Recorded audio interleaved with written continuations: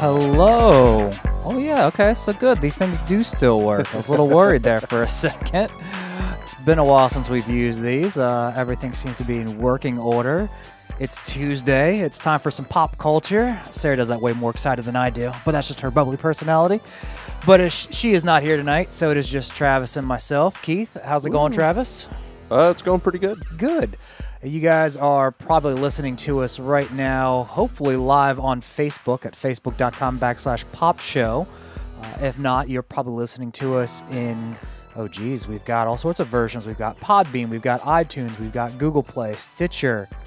Did I miss anything? I think that was all four, it. yeah. All four of those. And then, or you can watch us on YouTube as well. And you guys can always keep up to date with what we are up to. Sarah posted actually a little video of us playing around with the Nintendo Switch, the Labo set, on facebook.com/popshow. So make sure to stick to the Facebook page mainly, because that's where we have keep you guys updated with all the latest in pop culture news and just fun stuff happening around, especially in the area, because this area is actually going to be kind of this episode is actually going to be kind of topical for tonight for the local Hampton Roads, Tidewater, coastal Virginia area, whatever the hell you want to call it.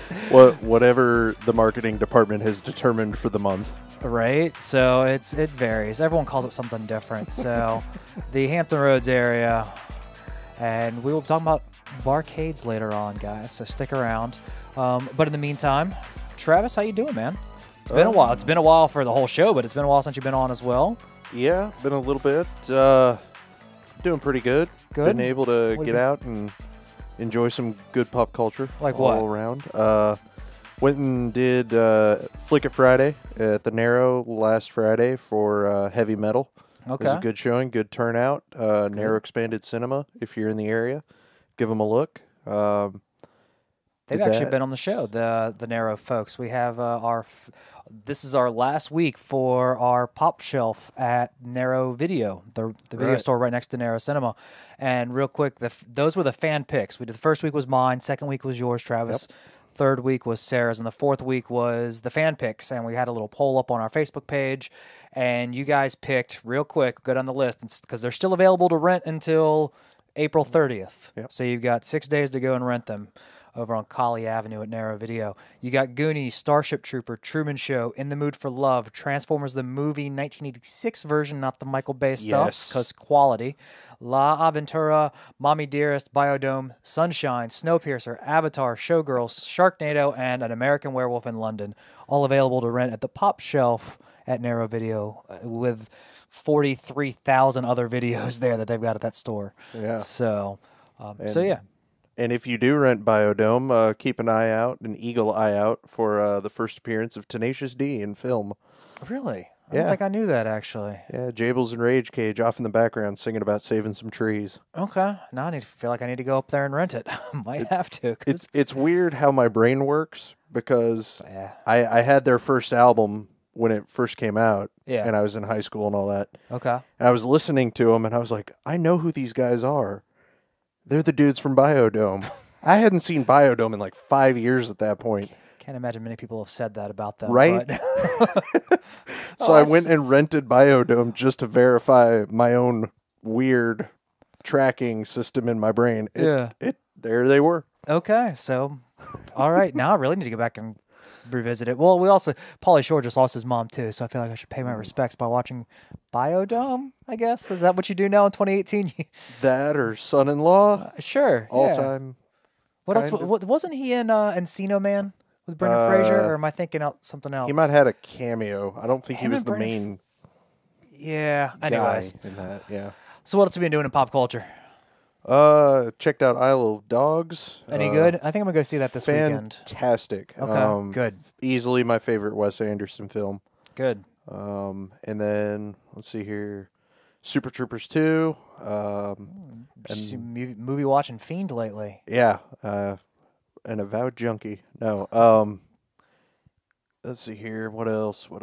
Oh, God of War for the last 3 days has consumed my life. Yeah, I've been doing the video game thing too. Well, I mean, Neil, and Dean have been raving about God of War for those 3 days since it came out.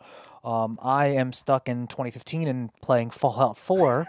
But it looks like we're getting both. Well, I don't know about you, but I've had a long break from gaming and just now getting kind of back into it with Fallout 4 again. I go through waves where I'll be just gaming, and then for like a month I'm just like, oh. Yeah, no, understandable. But then I'm binging, and right now it's kind of getting in the way of Westworld. Haven't seen the premiere yet. Sarah and I saw the premiere. I watched all of Lost in Space. Yeah, I haven't seen a minute of that yet. It is really good. Is it? Yeah. Good. I never really watched the old show, so I don't really have a frame of reference. I mean, I know about it. Sure. Caught a few things here and there, but I never, haven't watched all 3 seasons of that show by any stretch. But this one is a nice, fresh take, and they actually get into some of the science of space travel, which I really enjoy. It's almost a Star Trek-esque show without aliens, sort of, kind of. But I mean, they get it, well, without aliens on the crew. Let me rephrase that. Okay. Because there are alien creatures on the planet, and, they've got, the robot, obviously, and you'll see how they play into that. Mm-hmm. But overall, I just finished the 10th episode today. It was really good, and I'm excited for, I don't think we've heard about season 2 yet, but I hope we get a season 2 of it, because I really enjoyed it. There was good character development, the acting was really good, they were extraterrestrial threats, but some of the biggest threats came from internal. Mm-hmm. Because it's kind of like Walking Dead in that sense. It's not the zombies you got to worry about; it's the people, because people suck. So I really enjoyed that show. I'm trying to think. Sarah and I bought, as I mentioned earlier, the Nintendo Labo. Mm-hmm. We keep calling it Yabo, but what can you do? Nintendo Labo set, and that's actually been a lot of fun. It's super simple as far as the gameplay goes, but you can do a lot with it. If that makes any sense, you got the cardboard construction, and that honestly, you spend an hour or two putting each little piece together, because they've got 5 different sets essentially.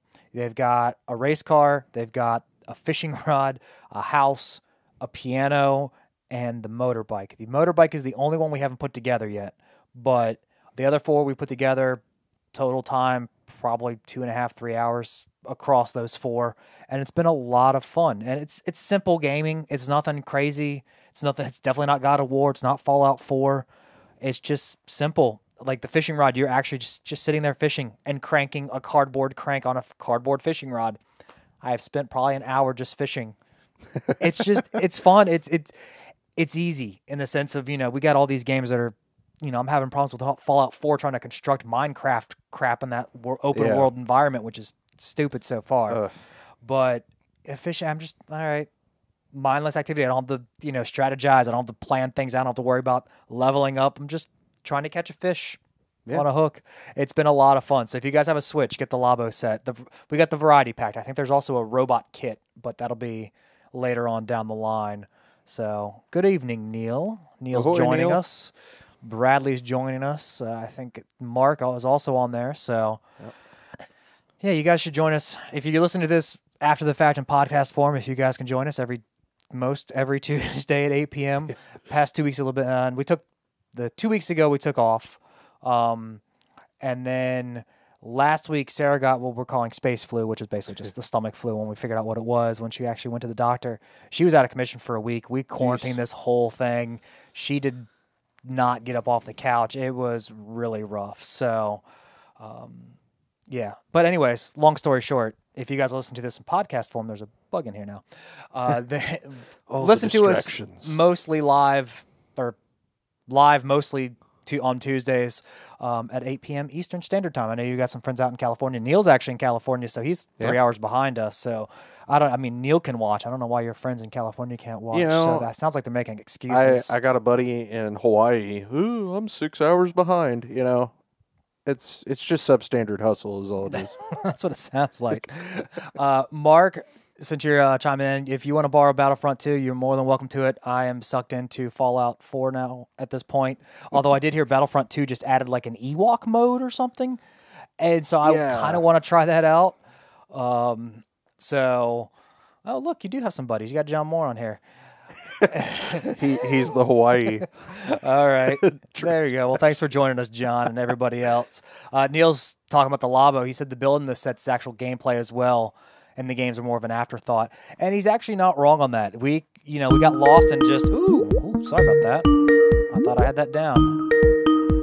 I don't even know how to answer this. Oh, jeez. See, Skype updated and everything's gone crazy. So, but that little ringing is Greg from Local Heroes. How you doing, man? I'm doing great. I like to be introduced as that little ringing. I feel like it's appropriate. Yeah, well, I thought I had the volume down on it, but what can you do? It's been 2 weeks. I'm out of practice. But real quick, Greg. But yeah, the Labo stuff. Just to wrap up that real quick, a lot of fun. The cardboard, the transition screens, and putting it all together, a lot of fun. And they actually the dialogue in it from the screens. The game is talking to you, and they kind of get to be a little bit of a smartass, and it's kind of fun. So, nice. But with that being said, you know what else is fun? Getting comics from Local Heroes. You know it. So, Greg, how you doing, man? I'm doing well. I hope you guys are. We are. Doing great. And let's introduce you properly. There we are.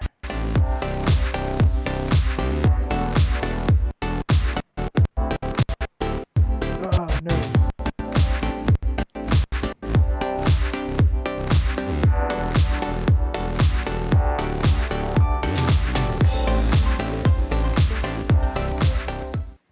There we go. Well, even the computer had a little bit of a hang up on that intro. Yeah. So, Greg. people know what we're doing though. We're talking about comic books with Greg. Yeah. Printed media. Yes. Greg, we got a good week this week? It is a good week. Every week's a good week. Some weeks are better than others, but there's never a bad week. Okay. That's what I like to hear. So what do we got this week in comics, man? A few things. The Thanos run lately has been really good. It's been written by Donny Cates.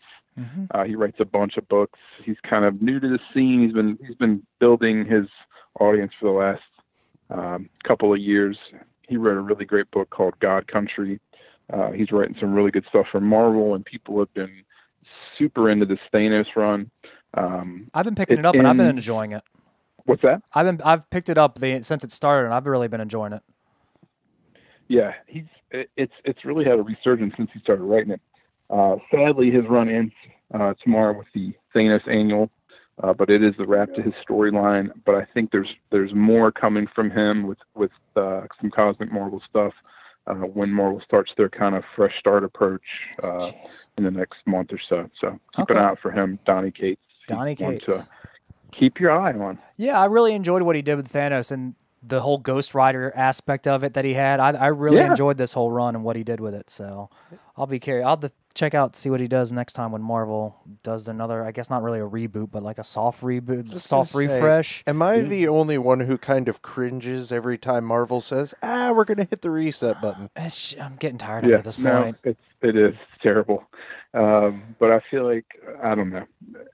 I think this time they're making less of a big deal and just trying to put good creative teams on comics. So we'll see how it goes. I really hope so, because I mean I like their characters. I want to hear good stuff. I read good stuff. Excuse me, but it's been hit or miss. He's writing actually. Cates is writing the new Venom book and a couple others for Marvel. So he'll be around. All right, good to know. Donny Cates. I'll have to keep an eye out for him then. Yeah. What's next on our list, sir? Another book tomorrow that's been gone forever. It's one of my all-time favorite comics called Fear Agent. The collections are back in print from Image. Actually, there used to be a Dark Horse book, but Image has started to collect them again tomorrow. It's by Rick Remender, who writes Deadly Class and Black Science and a bunch of other things. This is an older book of his that he actually started with Tony Moore, the original artist from The Walking Dead. It's a really fun book. It's kind of a throwback to old 50s EC sci-fi comics. It's very much a space adventure. The main character is very much a cowboy type, down on his luck, astronaut / savior of the planet. So it's a really good book. So I hope I would hope someone would pick up this new collection, start at the beginning, and hopefully like it as much as I do. Okay, so it's a collection coming out, not necessarily an ongoing series then. Correct. Coming out tomorrow. It's been done forever, but it's been out of print for probably 3 or 4 years, so it's good to see it back. I like the sound of it, so I might pick up. I can sell it again. Yeah, I might have to pick up that collection tomorrow if you don't mind throwing it in my box, please. That sounds like a lot of fun. Absolutely. I like that 50 style sci-fi adventure stuff. Yeah. So, it's really fun. Space plus cowboy. So it was one of my all-time favorite books. So that's back tomorrow. I think the biggest comic tomorrow is the Hunt for Wolverine #1. So if you remember, Wolverine was killed. I'm using air quotes, but you probably can't tell. Well, Travis, you can use the air quotes. Killed, there you go. A couple years ago. They're bringing him back starting tomorrow. There's going to be a series of one-shots for the Hunt for Wolverine, and then he'll be back proper in his own book probably probably in a few months. He'll be back. I'm sure it'll be Wolverine #1 with Logan as Wolverine.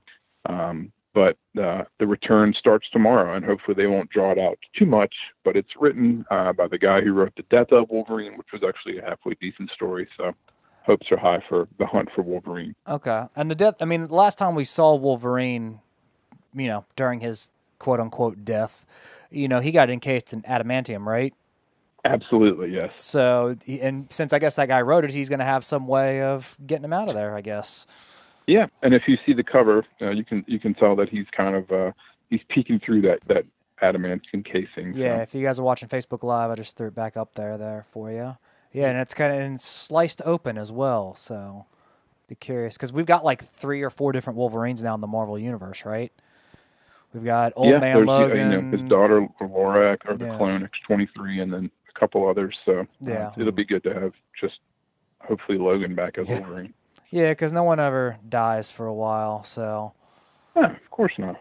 Yeah, and I think Jacob mentioned actually here in the comments, he was saying how Wolverine came back alive in a Captain America book at the end, and he was holding the blue time stone, I think, for and they ended Marvel Comics did like a post-credit scene apparently, and that's what they advertised it as.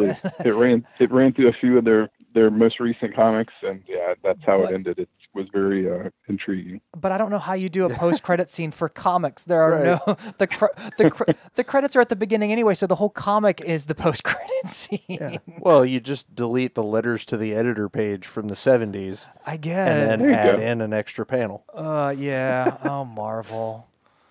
Anyways, where can they pick up these fine comic books tomorrow, Greg?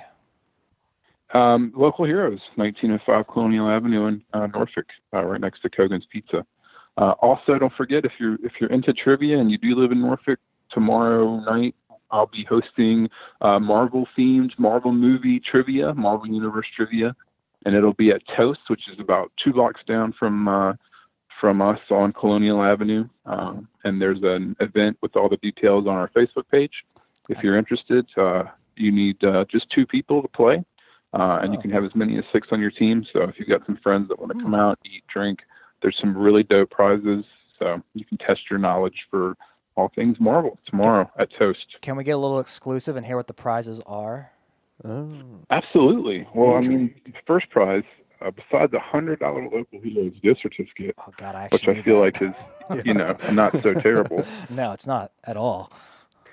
There's also a $100 Handsome Biscuit gift certificate, a $100 Toast gift certificate, and that's just first place. And there's Pops, stacks of Marvel Comics, and that's for first place team. And then there's prizes for second and third place teams that are lesser amounts, $50, $25 gift certificates from all those places. So if you like comics and you like biscuits, I'd love and you like to drink, it's a pretty good set of prizes. We'll just partner up, go down there.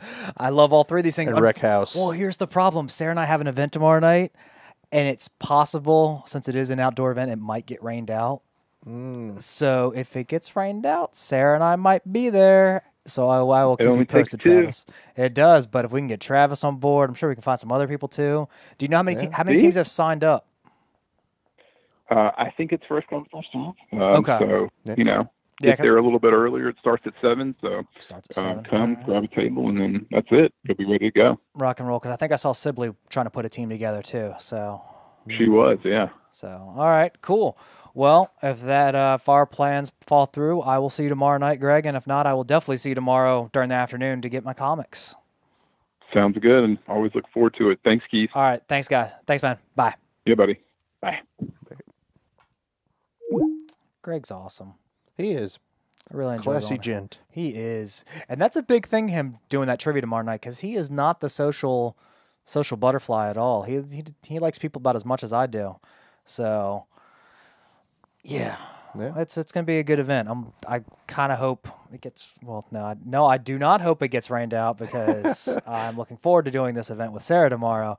But if it does get rained out, I'm sure we can trudge on through and go to this trivia. So, oh, look, and Greg just watched. He is tuning in now as well. Hey, Greg. Actually, you know what? We actually forgot to ask Greg what his pick would be. So, Greg, if you're actually still on the line, if you're still watching in the Facebook comments, let us know what arcade game you would want to have at the Barcade. So, and it's interesting because that trivia night, that tomorrow night at Toast is, I think, as he said, like 2 or 3 blocks down from Local Heroes. Right. But in between Toast and Local Heroes is a little building that is hoping to have a Barcade style restaurant setting in Norfolk here. So we might be getting a Barcade right now. Bourbon Smokehouse and Greg said Smash TV. Smokehouse Bourbon and Arcade is planning on meeting to they are planning. See, this is what happens when we don't have Sarah here. I'm trying to do too many things at once and I get distracted. Bourbon Smokehouse Bourbon, I don't know, and Arcade. Anyways, this arcade wants to meet with the city of Norfolk. They're going to be meeting with the planning commission to get approval to construct a barcade in an old restaurant, actually an old barbecue restaurant as well, right there in between Toast and Local Heroes. So we're going to have a nice little strip, hopefully. And this is still early on in the process. We saw an article in our local paper, and we got excited about it, and then we saw a retraction saying you can't call it Barcade because apparently a company up in New York owns the name Barcade, and maybe, you can't call it that. It's maybe don't call yourself the most generic thing possible. Right? It's like Kleenex or, you know, Band-Aid. I mean, those are brand names, and people still say, hey, can you hand me a Kleenex? Well, this is actually a generic brand from Harris Teeter, but I will hand you this tissue. No, they're going to say, hand me a Kleenex, because that's what they do. So we are looking forward to this Barcade, and I plan on saying Barcade as much as possible. Exactly. So I'm excited for it. This will be fun. We don't have anything like that around here. I think the closest thing we've got as far as video games go, we've got Video Game Heaven, which they have a few arcades in there. I don't even think that's open play, though. I think you got to pay quarters for that. It's been a while since I've been there. Well, no, because is it open play? I haven't seen any arcade machines in there. The Video Game Heaven right next to Local Heroes, last I was in there, it had 2, so maybe it's changed since then. Okay, well, they might have, because they were remodeling last time I was in there. Okay. So they might have added those in, because previously they didn't. Okay. They had like a Pokemon Snap machine that you could still somehow good for them get your little memory card hooked up to, and I guess try to print pictures of your Pokemon. I mean, why not? So, I haven't. I'm trying to think last time I was in Video Game Heaven. It's probably been a few months. So, but they had arcades. We've got Dave & Buster's out in Virginia Beach. Yeah. They've got, I mean, it's not the arcade in the traditional sense of what we grew up with in the 80s and 90s, but they've got a lot of video game machines, basketball hoops, that kind of the closest thing right now to our modern version of an arcade. Yeah. So, and I think one of the malls around here has a GameWorks or something. Pretty sure. Is it Greenbrier? Yeah, I think it is. I think Greenbrier has a GameWorks in there. I haven't been in there. Yeah, Greenbrier's out in Chesapeake, and that what'd you call it? GameWorks. GameWorks. Yeah. GameWorks was previously. I can almost guarantee it. I haven't heard the name GameWorks before. GameWorks probably has the old games from what was Jillian's, which is another restaurant type like thing, more along the Dave & Buster's line. Right. And Jillian's was actually here in Norfolk at one point. Okay. They kind of the spot they were in wasn't doing well, so they moved up to Chesapeake in the Greenbrier Mall location. That didn't help them out at all, because malls are a thing people go to these days. And so I guess Thanks, Amazon. I guess now GameWorks is the new naming of it. Yeah. So so GameWorks is from where I'm from, up there in Washington. okay, The Washington first, State. yeah, the first GameWorks in the country was opened up in Seattle. Okay. And if I'm not mistaken, at least at that time, Sega owned it. And it was their way of coming stateside because, like, over in Japan, to this day, Sega still owns 2 or 3 massive arcades because that's really where Sega's always made their name, is in the arcade. Okay, I can see And that. they came stateside in Seattle, because Seattle's been pretty friendly to Nintendo and stuff over the years. So they came in with GameWorks, and then I think they opened one in San Francisco, New York, and they kind of dotted around to a bunch of major places. And then I don't think it ever quite caught on the way they had hoped, because I know a bunch of the larger ones have since gone out of business. But we still have ours in Seattle, and so when I saw that here, I was like, "Oh, okay, I know what that is." There are still arcades out there. Jacob actually suggests we call it Drinkcades as a spinoff, so it doesn't exactly roll off the tongue as well Perhaps as the Drunkade. Barcades. I can go with that. And now I'm just not even going to try to attempt that. But there are still arcades out there, like you mentioned, GameWorks. There's a big one out in Illinois called Galloping Ghost. When Sarah and I were in Chicago, we went to visit that. I think Matt did when he went to Chicago a few months. Well, I guess probably pushing a year now. Yeah. But so the arcades are still out there. They're just very sparse and they're very niche. And I think still, I just completely blanked on it. What's the who are the folks that registered the world champions for Donkey Kong and King of the Fistful of Quarters? What's the Wibbly and Billy? They were, why? The organization, wasn't that originally an arcade? Oh yeah. Why am I blanking on the name? Yeah. Oh, we're the worst. Yeah, we're so bad at this. Professionals. Yes. Juan's got some interesting info there. Let's see. What's Juan's inside scoop here? He says this is coming in from Juan's exclusive. That's what we're going to call that now. Juan exclusives. He has it on good authority that the people who own the circuit in Richmond are opening up a Norfolk location.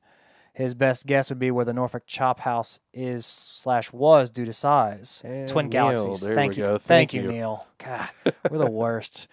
This is what happens when you take 2 weeks off at a time for the show. Right. But yeah, Twin Galaxies is also another arcade. So that's interesting, Juan. I'll have to look into the circuit and see what they're doing. And that's going to be interesting because the Norfolk Chop House that Juan mentions is right in between. It basically goes, if you're going down Colonial Avenue, it's from the Popped Cave, going down Colonial, you're going to see Toast, the Norfolk Chop House, the possible future Barcade, and then Video Game Heaven, and then Local Heroes.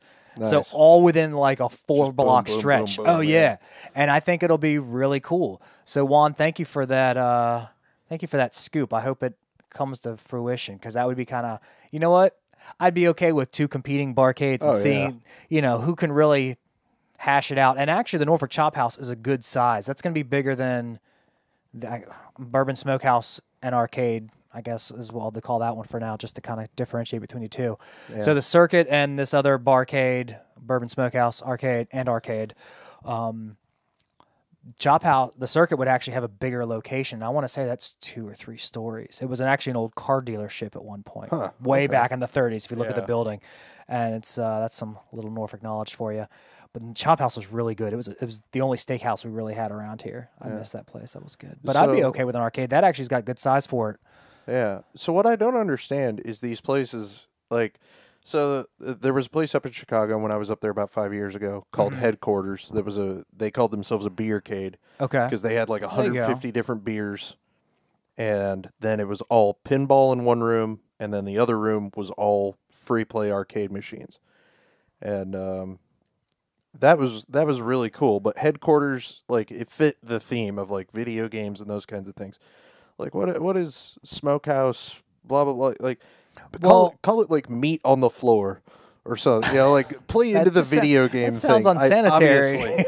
But I mean, find a video game kind of thing maybe that like fits in there somewhere. I don't know. I'd have to sit and fire up the. Without getting too much into it, obviously Washington state laws are going to be a lot different than Virginia laws when it comes to alcohol and food Sure. and things within a restaurant. And, it's all opinion of where you think everything stands as far as which one's better or whatnot. But there in Virginia, you have to have a certain amount of food sales. And, maybe they were thinking with the smokehouse, a barbecue place had done actually really well in there, I thought. I was actually kind of surprised to see it closed up, but I think it was more of a management landlord kind of decision. But I could be wrong on that. But I thought they were doing well, but so I was very surprised to see when it closed up. And then when I saw this popping into it, I was like, okay, I'm fine with it being closed. So maybe they're trying to capitalize on the previous tenants, that could be. Not motif, but, food of choice, if you will. Sure.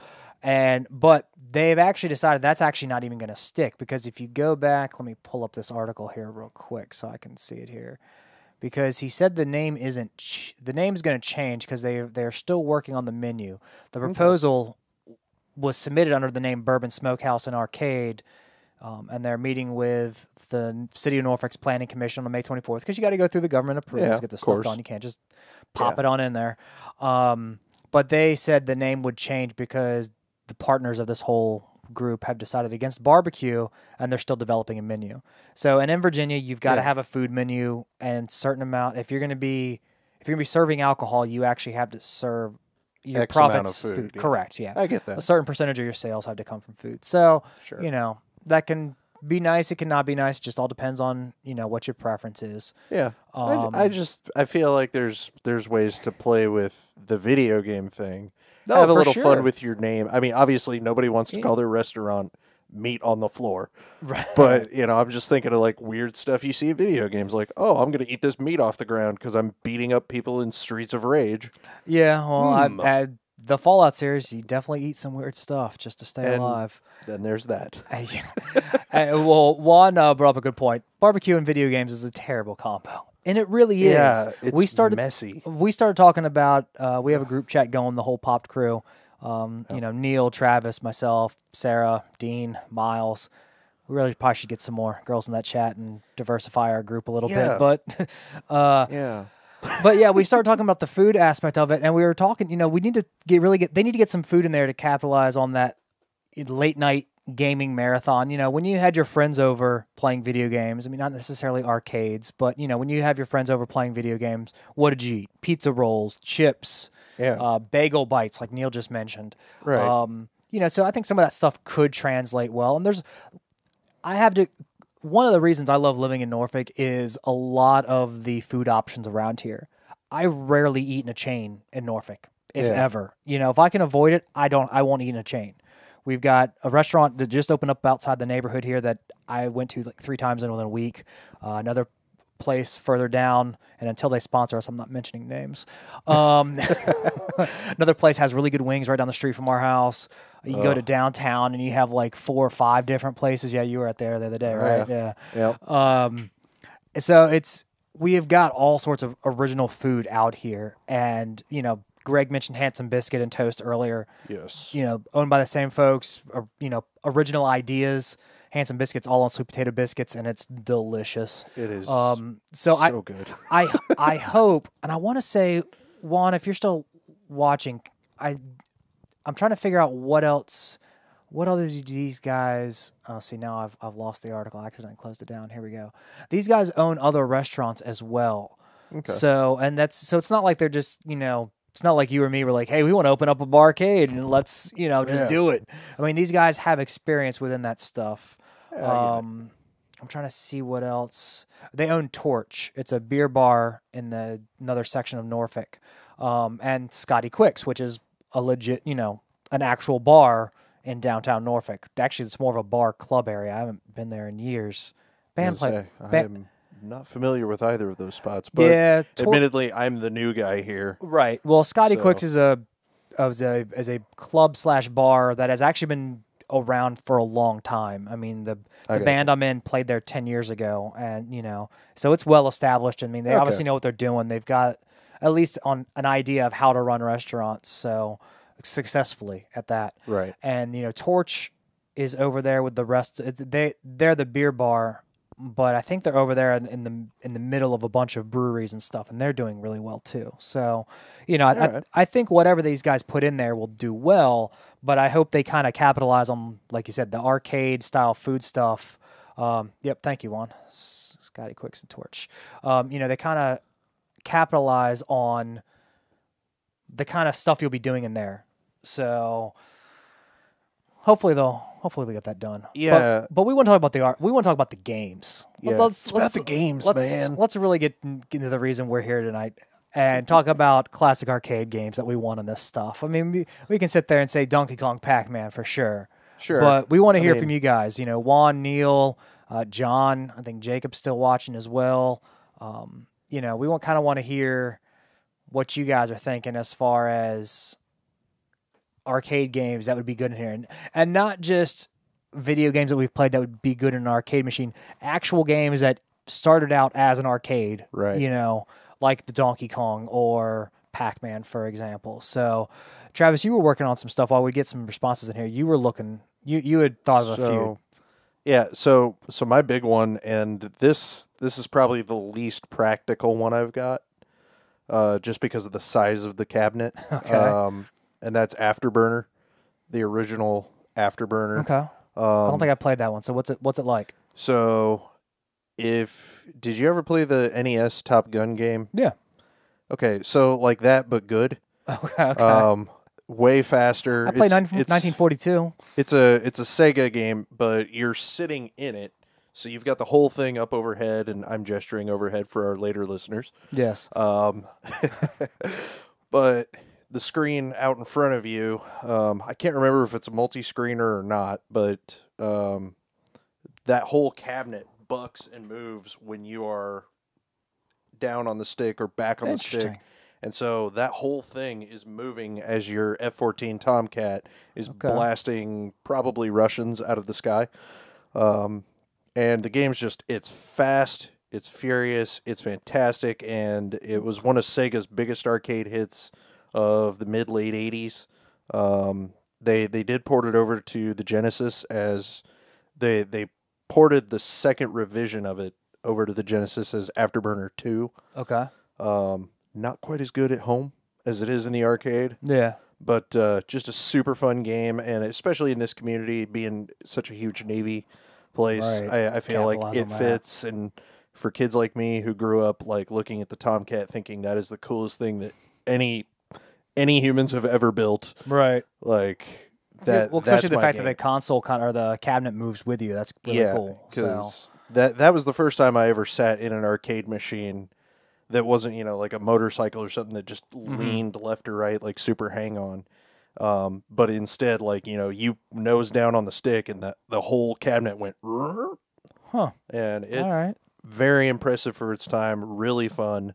Great game. Yeah. And well, John mentioned one that would honestly be my answer, which oddly enough is the exact opposite of Afterburner in the sense that the home console version was way better than the arcade game, but the arcade game was still fun because it was Turtles in Time. Yeah. The second arcade game, I mean, I have played that game more times than I can count on Super Nintendo. I can, actually the Wing Restaurant actually has a cabinet of it, and I started playing it, and I looked up at the cabinet, and I was like, this isn't the right one. No. They had put it into the Turtles arcade, the original Turtles arcade cabinet, but it was Turtles in Time, the game. And I was like, this isn't the right museum. Yeah, so John there, who gave us Turtles in Time, he was visiting out here a while ago, and I went to that wing joint, their other location near your house that doesn't have that in it.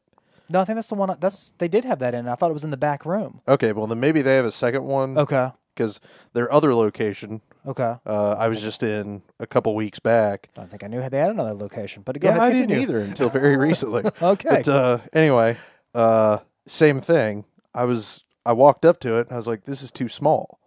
Because, it should have the big 1, 2, 3, 4. Right. It had 4 sticks and the buttons and everything, but it wasn't big enough. Right. And then the monitor was smaller and everything, and I was like, this is the wrong cabinet. Yeah, right game, wrong cabinet. Yeah, you can definitely tell when those when those things happen. I mean, there are some games that we have played plenty of times that you walk up to it and like something's not quite right here. Right. So Juan also mentioned, he wants some of the Capcom greats like Sunset AVP, Riders, yeah. AVP, a lot of those beat 'em up games, and the fighting games is an easy market for those arcade games. Right. Mortal Kombat is easily comes to mind.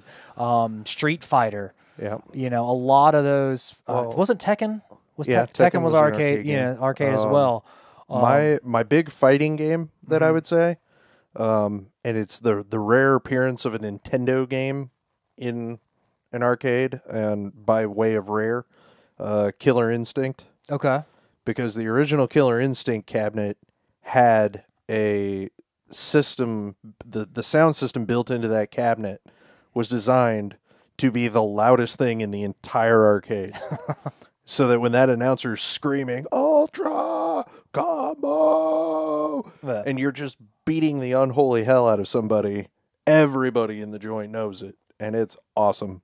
I love that experience. Is fantastic. That might end up causing problems, but at 2 o'clock in the morning when everyone's drunk, whatever. You're at that. If you're in a barcade looking to play Killer Instinct, you know what you're stepping up to, and that it's going to scream things at you. That is true. Neil's chiming in. He said Super Off-Road makes for a great 4-player drunk driving experience, which who doesn't love playing Mario Kart while drinking, so why not do it at an arcade? I love that game because when my dad was bowling league when I was like a little guy, that was in every bowling alley in America. Yeah. And it was that, and it was eventually, obviously, because it was a few years later, but NBA Jam was always right next to that. Oh, and at least one version of NBA Jam has to be in your arcade. Yeah, I would say so. You need some sports stuff in there, too. Yeah. But that actually reminds me, Super Off-Road reminds me of Crazy Taxi.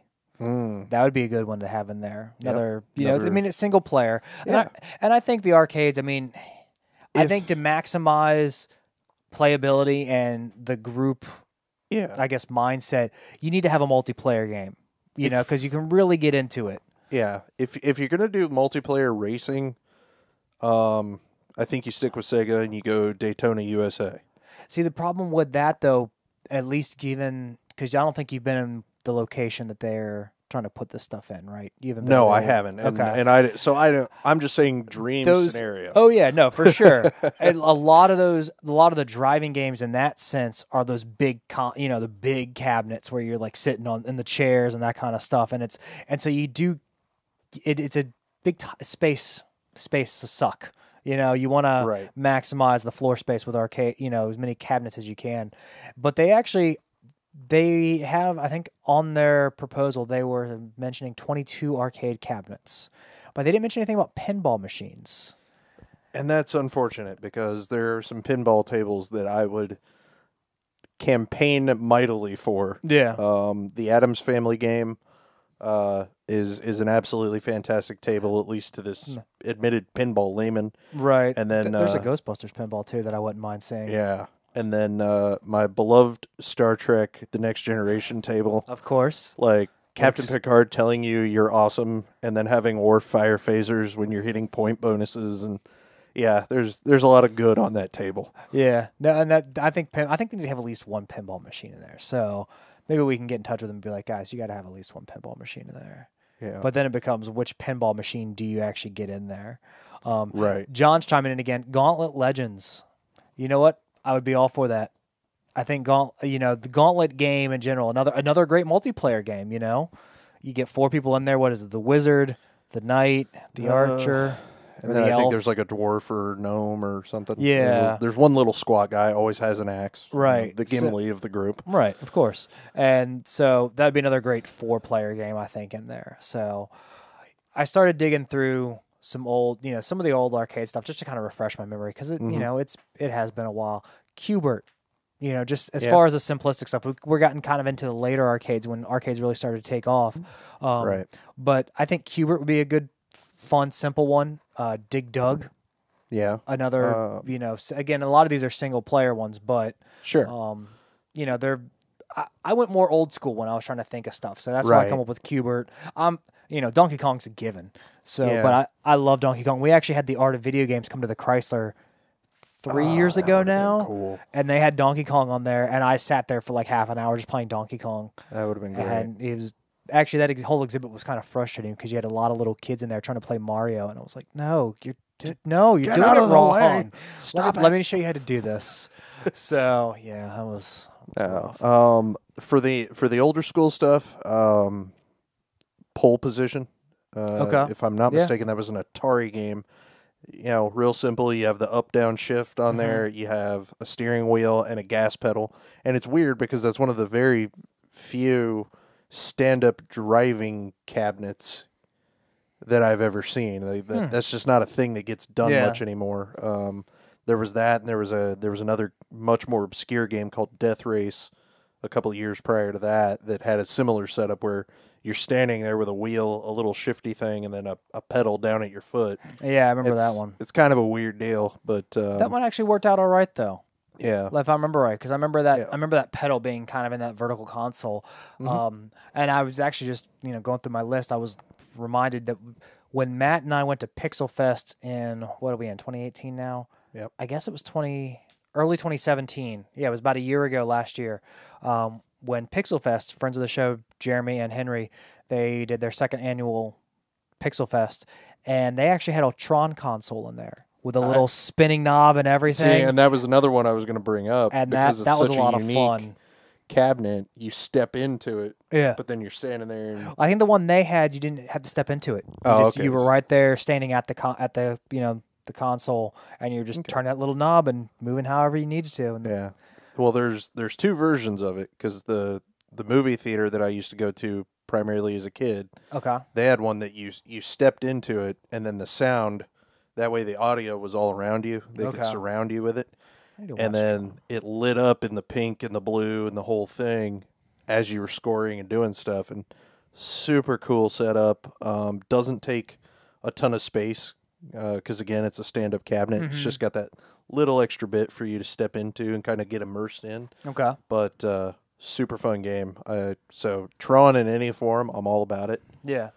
Well, they just released a movie based on one of the classic arcade games that I think needed to be in there, Rampage. Yeah. Opinions on the movie aside, I haven't seen it yet. It did well for a week. I haven't gotten to it yet. Well, it was back at number 2 again this week, so it's got some staying power. Yeah. Or at least The Rock does. But. It was, Rock's a hot commodity right now. So, I've heard decent things as long as you don't, what's that? I was saying, hey, look, Afterburner. Yeah. Well, that was pulling up an arcade game list here to see what the Galloping Ghost had out in Chicago. Good Lord. So... Because these guys are going to have stuff that, they have 643 games. I totally forgot about Yi-Er Kung Fu. I totally forgot about the X-Men one. The X-Men was a lot of fun. So, I was going to say earlier, when we were talking Turtles, you can pretty much just talk about, you can pretty much just throw all of the Konami beat-em-ups in there. X-Men, Captain America and the Avengers, The Simpsons. Yeah, absolutely. The Simpsons was a lot of fun, and that was a multiplayer one too. That would have been a lot of fun. All of those are 4 players, so you can find a corner to put them in, and make it work. Turtles is the best of the 4, and then I remember having a lot of fun with X-Men. X-Men is the next, just because all the X-Men play differently from each other, so it really gives you a lot of variety. Yeah, for sure. But Neil's suggesting Metal Slug or Bomberman. Oh yes, Metal Slug. What's up? Any of them. You mentioned what was it? The Afterburner. Yeah. Afterburner 2 right there. 1942 was the one that I played a lot too that I really enjoyed. For an overhead vertical shmup, I'm all over it. Yeah, I thought that was a lot of fun. So. They've got games that I hadn't even realized were arcade games. Yeah, one thing that would be really fun, and I don't know if you've ever seen one, but when Nintendo was doing their early 80s arcade stuff, one of their last machines they ever did in the later tail end of the decade, after they got the license for it, was competitive Tetris, where you actually had one screen, and then off on the other side you had another screen, 2 sticks, and a button to flip, and so you had 2-player Tetris in person, one-on-one, just duking it out, and that was fantastic. Yeah. They Dave and Buster's out in Virginia Beach has a competitive Pac-Man. It's like a Pac-Man battle royale where you've got like 4 Pac-Men all going at it, and that was actually a lot of fun. It takes up a lot of space, though. That's the only downside. And I want to think of like vertical cabinets that would be good. Danielle, who's just now finally getting to see you live, Travis. That's my cousin. Oh, hello, Danielle. She suggests Ace Combat. All about it. Yeah, I think it'd be a good one to add to the list. So any arcade experience that is not one that I can get at home, I'm all for. Yeah, well, like with the console that moves and whatnot. Ace Combat, I don't remember if that machine does or not. I'm sure it probably does. I mean, the Turtles was fun on the arcade, but it was way better on the Super Nintendo. But I don't know, man. Hyperstone Heist. I got a rep for my Genesis. Well, yeah, for the Genesis, but even that was on the console eventually. Well, no, Hyperstone Heist was Turtles 4. It was just, I forget what the reason was. They had to give it a different name. They're very similar. But that one was on the Sega, but the Super Nintendo one was where it was at, though, if you ask me. I mean, just saying. You Nintendo guys. Yeah, well, no. I know Neil will agree with me. But Super Nintendo was where it was at. As far as that version of that game goes. Ooh, Giga Wing. Giga Wing's a good I don't remember that one. Came out, it eventually got home release on the Dreamcast. Absolutely fantastic Capcom shmup. Vertical scrolling like 1942, but bullet hell style. So you got just a ton of stuff going on the screen. Mm-hmm. You're ducking, weaving, dodging, and doing everything you know how to do. Dip, dive, and dodge. Yep. Dodge, duck, dip, dive, dodge. I don't have any dodgeball drops. I need to throw some dodgeball drops on here. It's a great movie. Gradius. That's another one that would be absolutely fantastic. Or R-Type if you could find one. And Judge Dredd there for you. Yeah. It's been a little while. Love me some Dredd. Yeah. He can do no wrong. All right. So, yeah, I mean, we've got a pretty good list here of just games that we could do. I mean, Galloping Ghost also has a really solid list, guys, if you haven't gone to the Galloping Ghost. And I'm trying to think, there's I thought of another arcade that's in our area. Mm-hmm. All the way out in Pungo, if you feel like going out that far in Virginia Beach, the Pungo Pizza has a back room with a bunch of arcades. Yeah. Sold. They're like 5 minutes from where I work. Yeah. I will happily go.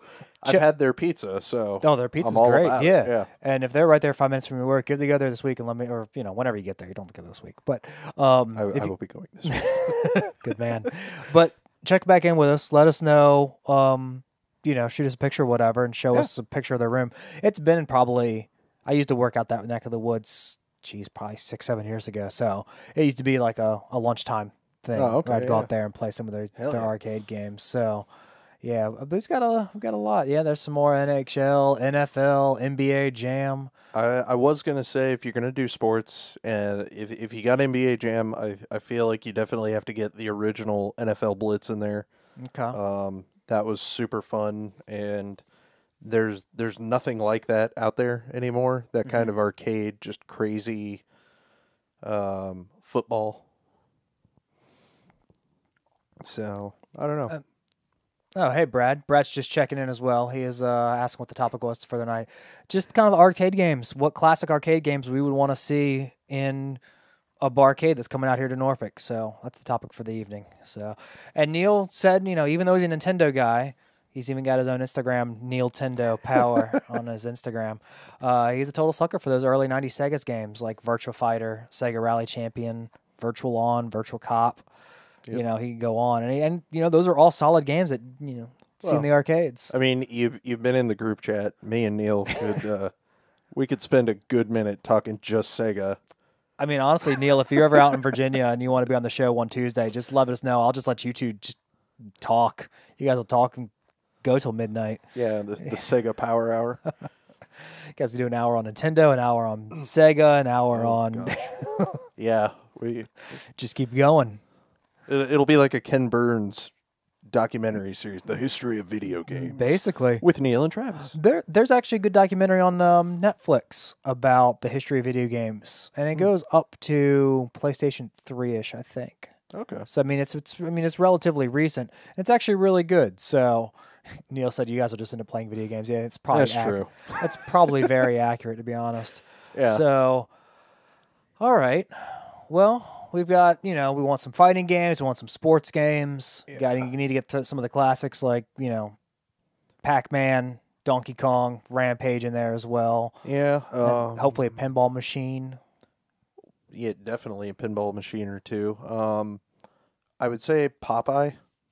Oh yeah, I remember playing that. It's weird because Donkey Kong was originally supposed to be Popeye. Yeah, and then Nintendo had a licensing issue and something with the character.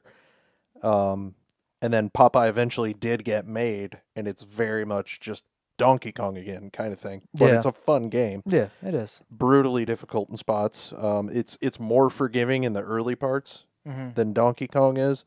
But then, like, once you're into the third or fourth screen, it's just like, okay, time to kill you. Yeah, I haven't played that one in a while. I'm trying to think. I played that one when I was like 8, maybe 9.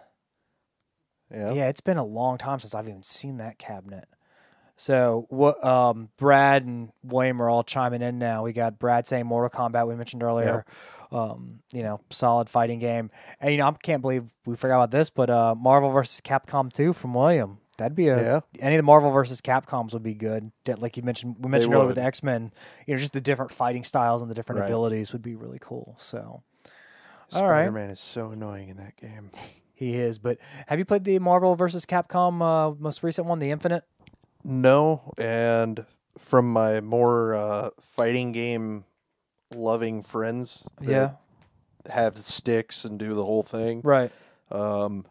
The feedback hasn't been particularly good on Infinite. Oh, that sucks. And I think Evo even dropped it. Evo is, I'm not sure if you're familiar with it. So it's the biggest fighting game tournament in the world, like professional level people going in there and beating each other up in these games. And I think they dropped it this year because they just didn't have the player base for it. Interesting. Because even all the high level guys were like, this game sucks. Well, now that brings up a good point. You've been talking about the professional, the fighting leagues and all the professional gamers out there. Do you think? I mean, again, without having a steady barcade in this area, to really know what the I guess clientele, the community there is there.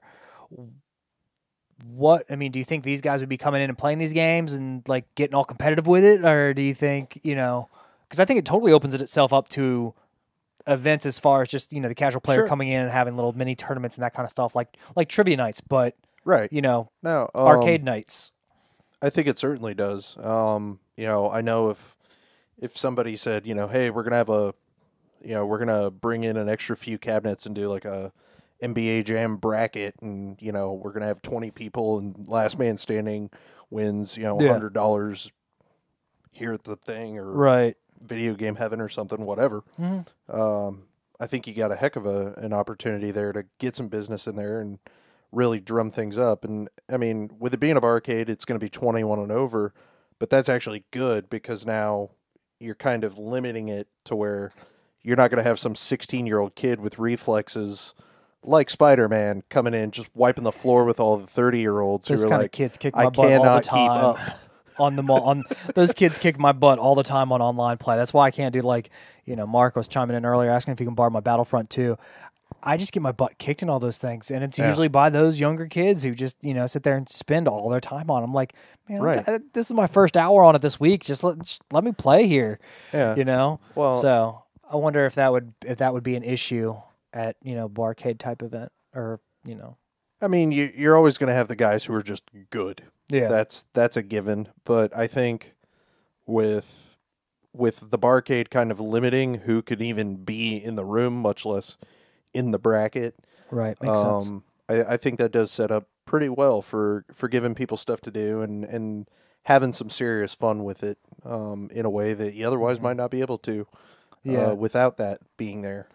I would hope so, because something that's really, I've mentioned it before, it's one of my major gripes with modern gaming, is that because of all the online aspect, which is great, I can you know, if you were still living in Washington State, you and I, you know, if we wanted to play with Neil, you know, we can play online together, which is great.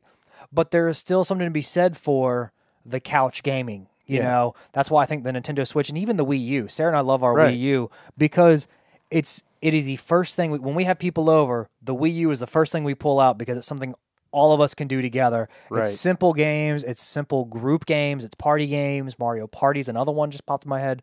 Yeah. You know, and I hope that a Barcade would still like kind of foster and promote that kind of environment and hanging out.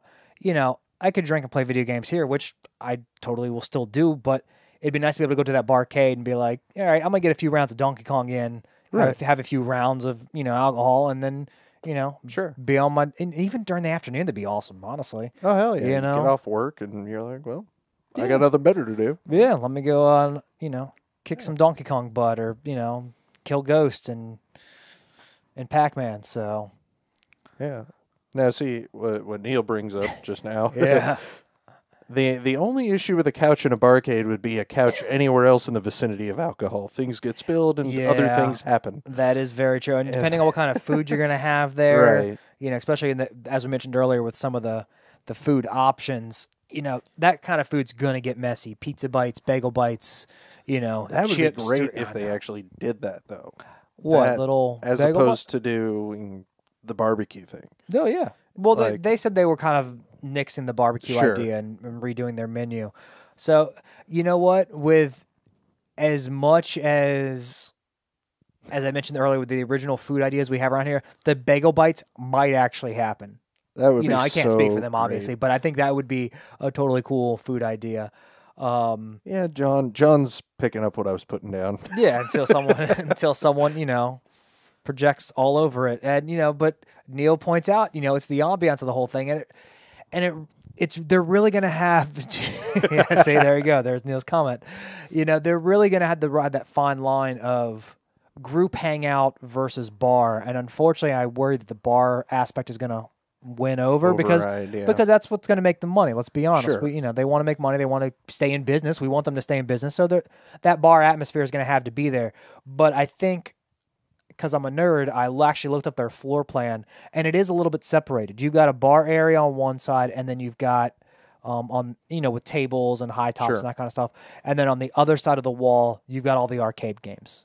Okay. And then there's an outside area as well. And I think the arcade room will be mostly arcades. So that'll be good. Yeah, we'll see what happens. Yeah, because you know, when we were talking offline a little bit, like headquarters there in Chicago, I looked them up prior to this to see what games they still had and what was going on there. And they've changed their format a little bit, and they've gone more restaurant than the beercade that they started out, where they had the 100 and some odd beers. They still have that. Yeah. But they had to move locations, and now a third of their floor plan is taken up by tables and chairs and things like that. And they've gone to a full menu where before you could just order pizza from next door, that kind of thing. And then it was really about games, and games. They had, I think, 70 to 100 pinball machines, both old and new, because there's one company out there still making pinball cabinets, or pinball tables, excuse me.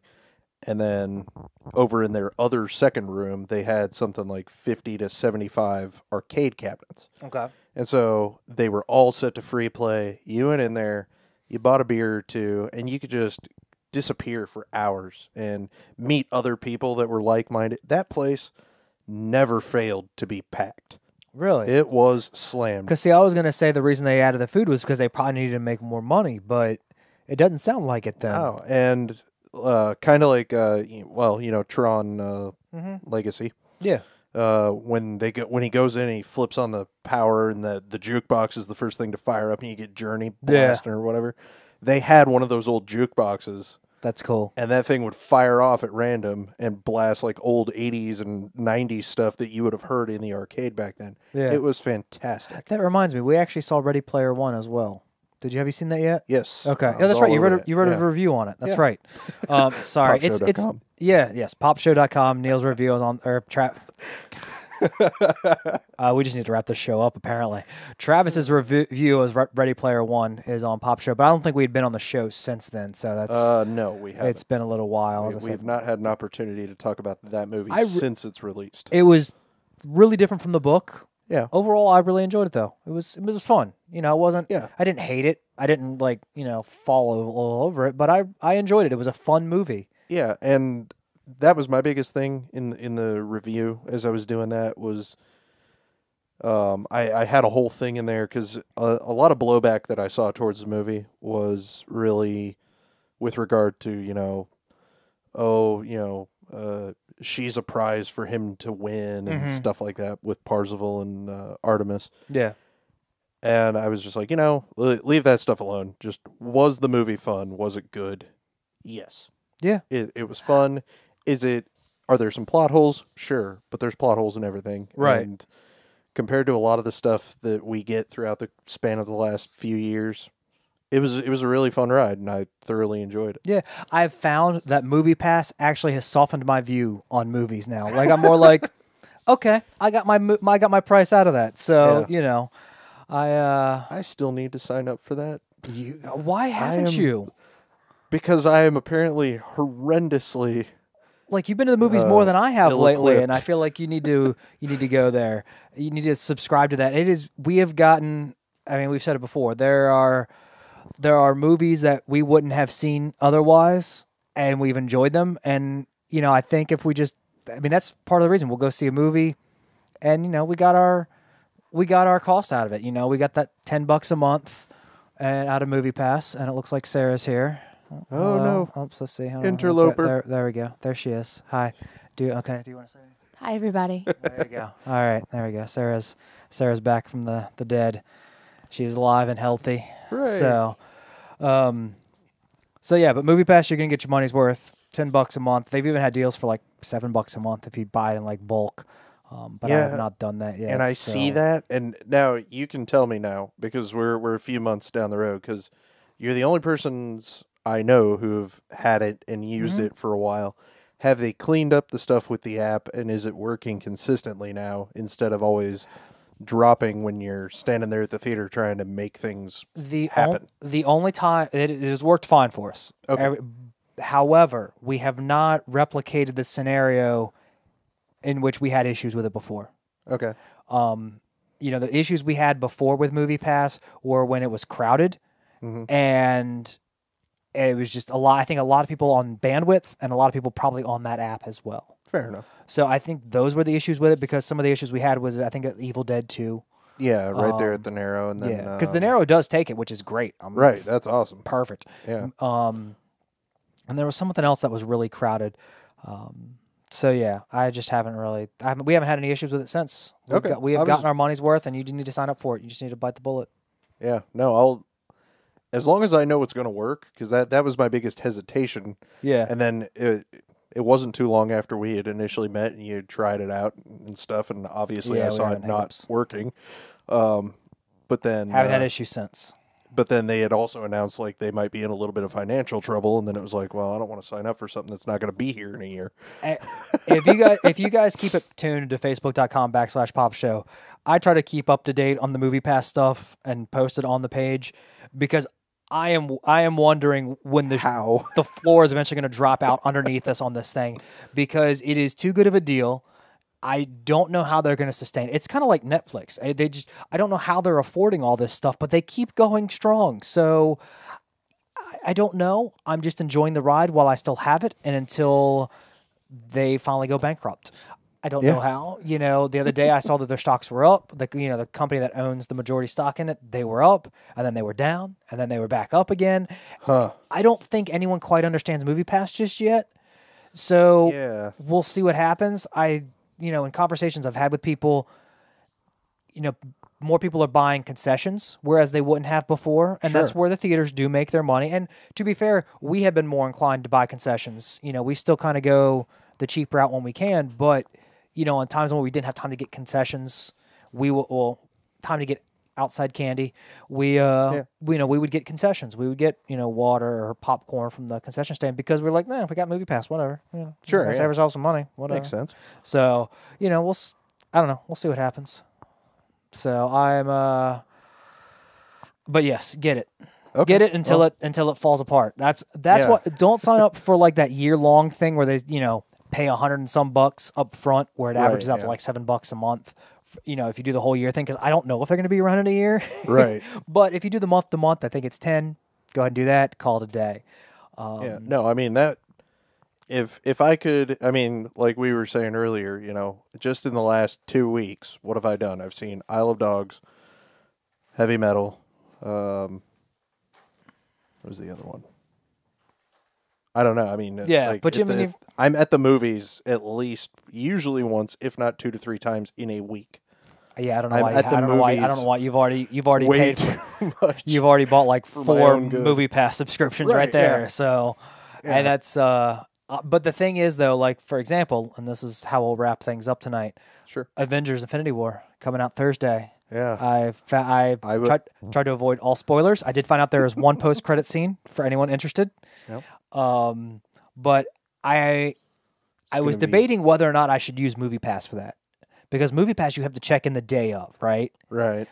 But I don't want to risk it for something like Infinity War. Sure. I think I was able to do it with Black Panther, and we were able to do, stuff like that. We were able to check in day of and get the tickets. We might not have been able to see right at 7 o'clock, because that's the thing is you can check into a time, but then you got to get there, and sometimes it's, sold out already or not. So you got to do, all right, fine, we'll do the 8:30 showing. I think that happened to Sarah and me once already. Okay. But with Infinity War, I went ahead and bought an extra ticket. I was like, I'm buying a ticket. Yeah. I'm going to go to this thing. I want to have a specific time, and I'm going to get there early. And, because it's just, that is the downside to Movie Pass is, big releases like this, you might not be able to get a ticket. So sure. Well, somebody can have my slot at the Han Solo movie next month, and I'm not going. Not going at all, huh? I'm not planning on it. Okay. I saw an article today that said he was Alden Ehrenreich, who I think is a perfectly fine actor. Yeah. I just don't care about the Han Solo movie. I don't either. All. It sounds like they're pulling it out of the EU stuff. Yeah, and I was like, it said he signed up for at least 2 more, and I was just like, nah, I'm good. I'm not going to bother with 1 or 2 or 3. I'll just wait for the next. I'll wait for episode 9, and then I might just be done with Star Wars. I don't know. I'm gonna take a look and see. I'm too much of a Star Wars junkie. I'll go and see it. I'm not going to pay money for it. I will use my Movie Pass. Well, yeah, and that's the thing. I will go see Solo because of Movie Pass. If I have Movie Pass, if I've got all the stuff in hand by then, depending on how long they take to send you your little card and all that, right? I might then consider it. But just cold off the street, like I want to go see a movie. Nah. Well, that's what we did for Jumanji, Greatest Showman. I feel there's something else we saw too. Yeah. So, but yeah. No, and like Infinity War, I'm stoked. I'm ready for it. Unfortunately, I have duty Thursday, so that sucks. I am on lockdown until Friday morning. I think I am the only one of the Pops crew going Thursday night. I'm going Thursday night at 8. I think Dean's not going until Friday. Sarah's leaving first thing Friday morning, and she's got a thing Thursday night, so she's not going until I don't know when. Perfectly honest, I'll probably have seen it 3 times by the time she actually gets around to seeing it. I mean, the reviews are all good. Everyone seems to be digging it, so it's. Yeah, I mean, you would hope so, with it being the culmination of 26 movies up to this point, or 18 craziness. 18 movies, 10 years. I am actually working on a ranking, my own personal ranking. I can't write, but I can do lists really well. So I have worked up my list on popshow.com. I'm getting to it. I haven't finalized it yet. Just writing my commentary in today, actually. I've ranked all 18 movies. So I did my rewatch, man. I rewatched I rewatched 17 of 18 because Black Panther isn't out yet. Sure, yeah. So... I rewatched all of them. I ranked them all. I kind of watched them. I'd be like, all right, I watched them in release order. And then I was like, all right, well, did I like this one? I watched, what was it, Iron Man. So that's, easily on the list. Easily top 5 on the list. Mm-hmm. And then, I went through Captain America. All right, did I like it more or less than Iron Man? I liked it less than Iron Man, so I'll do that one. All right, Thor. Did I like it more than Captain America? Do I like it more than Iron Man? Not really more than either of those. So I've dropped, I did it in relation to each other. Right. Because I could sit there and say, okay, well, these movies have 3 stars. These other ones have 4 stars. But there's going to be plenty of ties along that. Right. And how you differentiate between Ant-Man, Guardians, and Captain America, First Avenger. I think those were all kind of along that same bar for me. Yeah, now see, for me, that's completely different because I loved Cap. I really loved that first one. And I do too. The first Guardians, I liked. What was the third one you said? Ant-Man. And I see Ant-Man's way down at the bottom. Oh, no, see, I liked Ant-Man. Like, I love Paul Rudd, and I was like, why didn't they turn him loose to do more? Like, let him... I think the losing more Edgar... of him show through. I think losing Edgar Wright... Yeah, that hurt. It hurt a lot, which I would be very interested to see an Edgar Wright Marvel movie at this point, especially after seeing Baby Driver. I'd love to see him come on over to DC.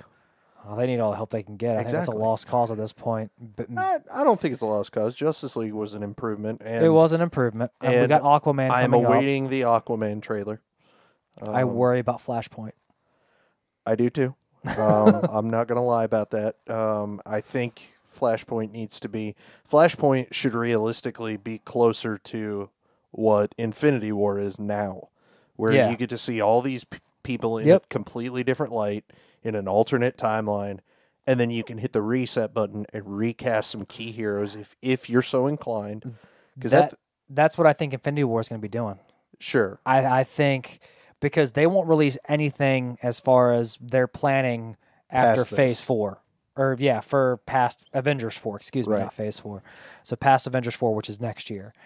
And I think I hope things get screwed up in the sense that, I hope people get messed up. I hope there are deaths. I hope there are actual stakes. Yeah. And from what I'm hearing, I've been trying to avoid spoilers. I've watched the teaser, then the trailer, and I've tried to avoid all the clips they've been releasing because it's all over the place now. And I want to go into this fresh. And but I did see the premiere was last night. Mm-hmm. And it does seem to be that everyone's really digging it. Of course, I'm going to publish the good ones, but sure. It has been really good. So we'll see what happens. Yeah. But all right.